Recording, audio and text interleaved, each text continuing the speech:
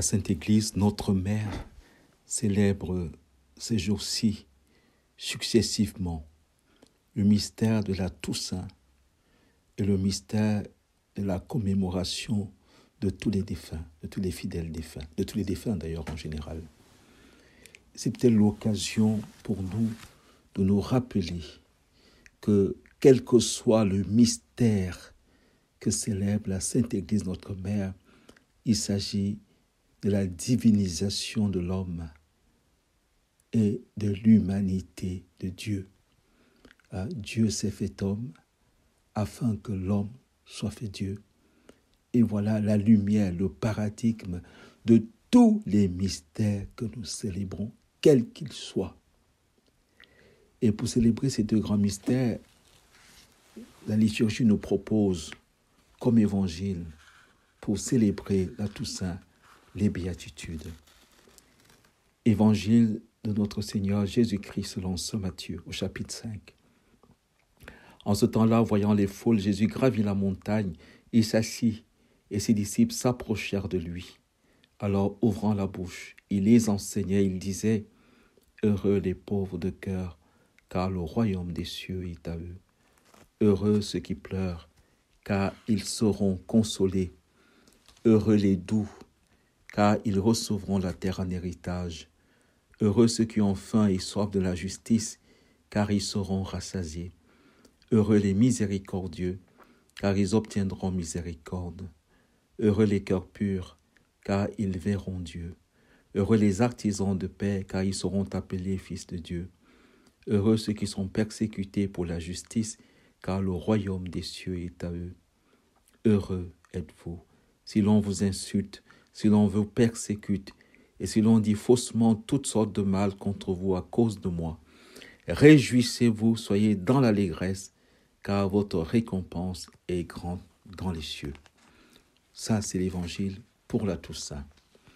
Et le jour suivant, le lendemain, dimanche 2 cette année, dimanche 2 novembre, voici l'évangile qui nous est proposé pour illuminer la célébration de la commémoration de tous les fidèles défunts. Évangile de notre Seigneur Jésus-Christ selon saint Jean au chapitre 11, versets 17 à 27.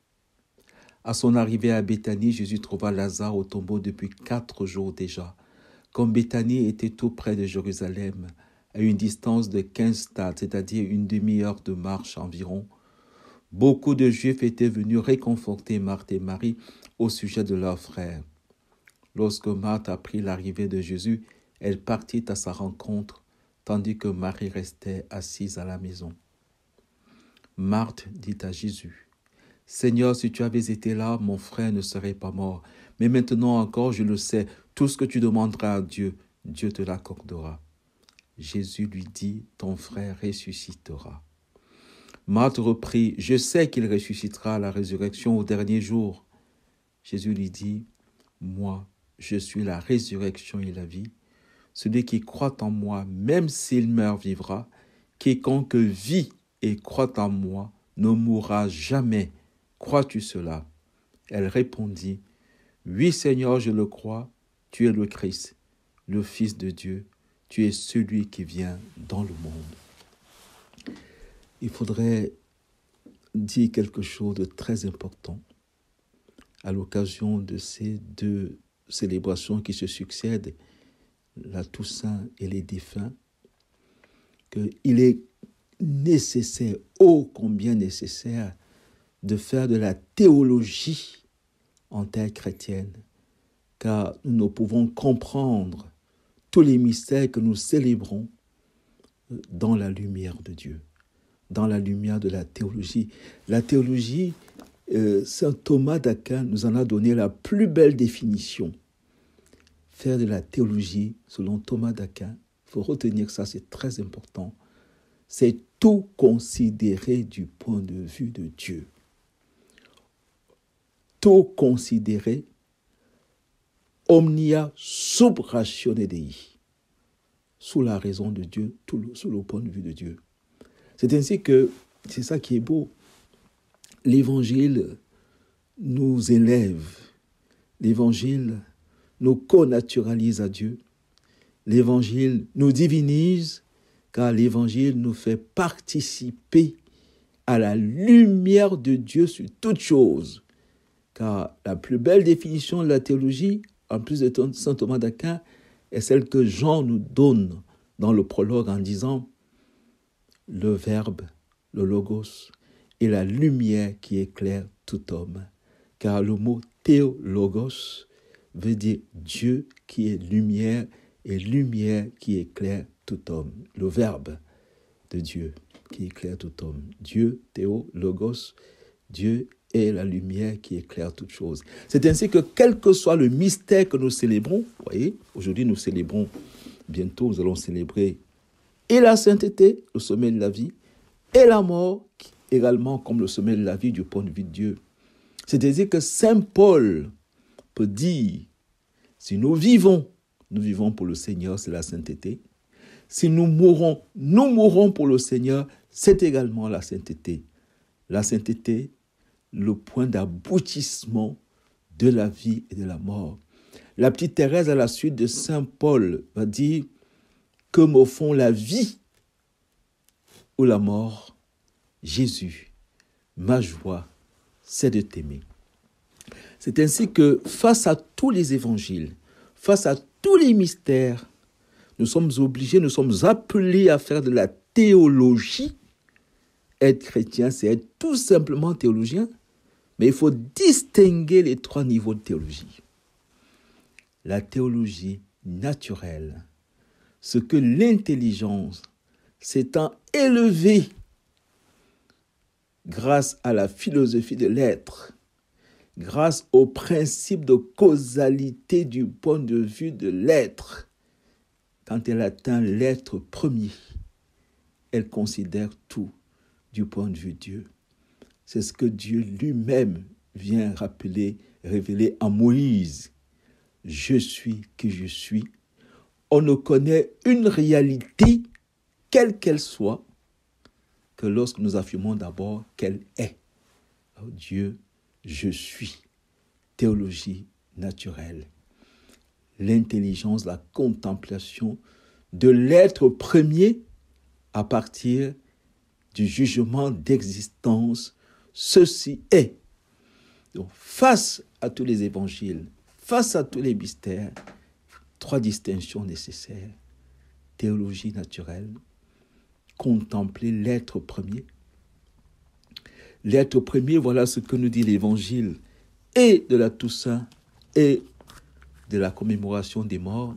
Dans l'évangile des morts, Jésus dit, pour la commémoration des morts, Jésus dit, je suis la résurrection et la vie. Marthe, oui, mon frère, si tu avais été là, mon frère ne serait pas mort. Jésus, oui, ton frère, je sais que mon frère ressuscitera au dernier jour. Elle est dans le devenir et dans la succession des temps. Mais la contemplation théologique de la théologie naturelle se fait à partir de l'être. L'être est.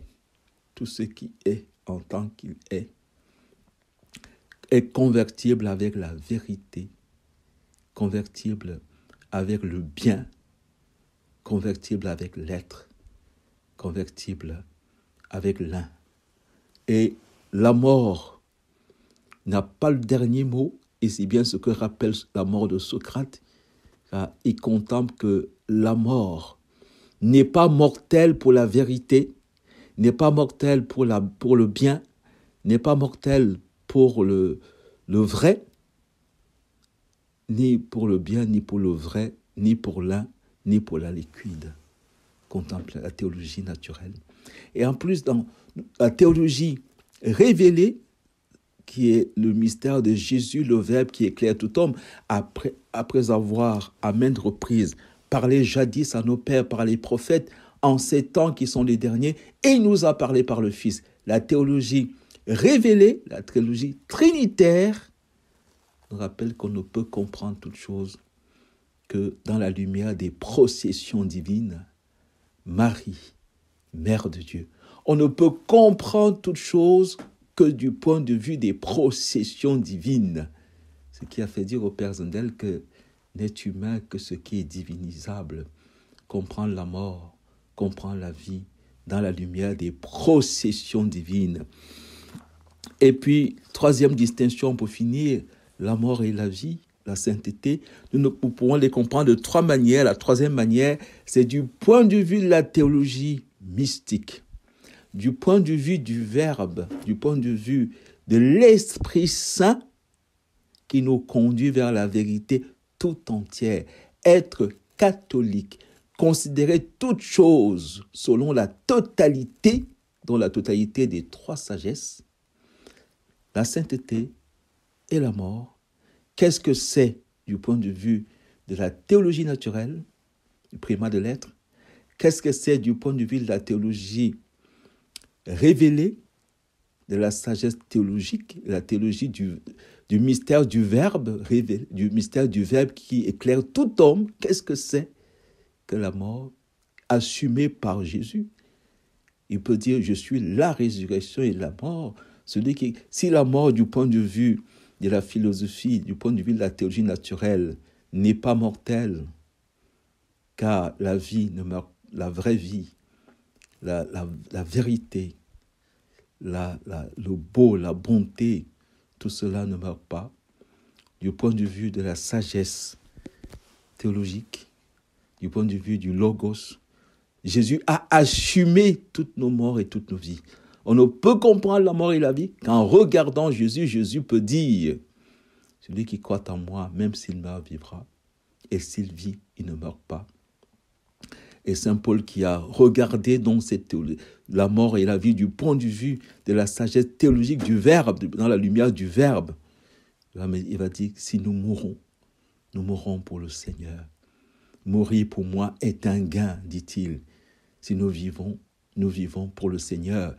Et là, il conclut en disant, ce n'est plus moi qui vis, c'est le Christ qui vit en moi. Ce qui fait que la sainteté, nous dit l'évangile d'aujourd'hui, les 7 béatitudes, la sainteté n'est rien d'autre que le portrait de Dieu, car il nous a voulu à son image, à sa ressemblance, pour que sa vie soit notre vie, la sainteté, pour que sa mort soit notre mort, la sainteté. Et pour finir, il nous introduit dans la sagesse qui est don du Saint-Esprit. L'Esprit Saint vous prendra sous son ombre, dit l'ange à Marie.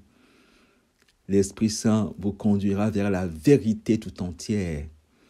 La sainteté, c'est la vie trinitaire, car l'Esprit procède du Père et du Fils. La mort nous fait entrer, la mort chrétienne nous fait entrer dans les processions divines, car Jésus, en assumant la mort, fait qu'il subsiste la mort qui meurt quand le chrétien, quand Jésus meurt. La mort n'est plus seulement un passage de la mort à la vie, du point de vue philosophique, n'est plus seulement un passage de la vie à la vie, du point de vue théologique. La mort, c'est Dieu qui est Dieu. Et Dieu, le passage de Dieu à Dieu, en qui tout subsiste, et qui est la théologie des théologies, car il nous fait tout considérer du point de vue de Dieu un, de Dieu trine, et de Dieu qui se fait l'un de nous, Dieu avec nous, pour que Dieu s'est fait homme, pour que l'humain soit fait Dieu. Nous avons donc ces 3 regards ces jours-ci. En fait, ces 2 solennités qui se succèdent nous rappellent l'importance, la nécessité, la grandeur, la beauté de la théologie. Jésus est venu pour que nous soyons des théologues, à la suite de Saint Jean pour l'Église d'Orient, à la suite de Saint Paul pour l'Église d'Occident, et tout simplement à la suite de Jésus, vrai Dieu et vrai homme, le théologos, le Verbe qui éclaire tout homme, qui éclaire et la sainteté, le mystère trinitaire, et la mort, le mystère trinitaire. Tout devient trinitaire. Participation aux processions divines. La petite Thérèse peut dire à propos de la mort, je ne meurs pas, j'entre dans la vie trinitaire. Saint Paul peut dire, ce n'est plus moi qui vis, la sainteté, c'est le Christ qui vit en moi, car nous avons été voulus par Dieu pour être à son image et à sa ressemblance dans tout ce qui concerne l'homme. Amen.